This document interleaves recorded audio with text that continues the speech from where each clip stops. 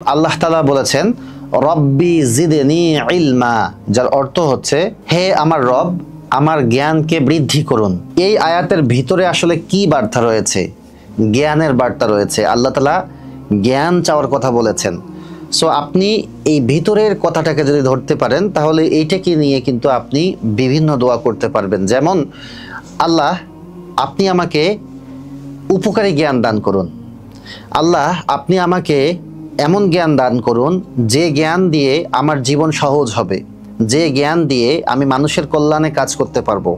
আল্লাহ আপনি আমাকে এমন জ্ঞান থেকে হেফাজত করুন যে জ্ঞান থেকে যে জ্ঞান আমাকে পথভ্রষ্ট করবে, যে জ্ঞান আমার ক্ষতি করবে।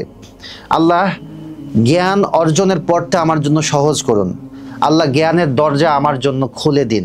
আল্লাহ আপনি আমাকে এমন জ্ঞান দান করুন যে জ্ঞান সরাসরি আপনার পক্ষ থেকে আসে।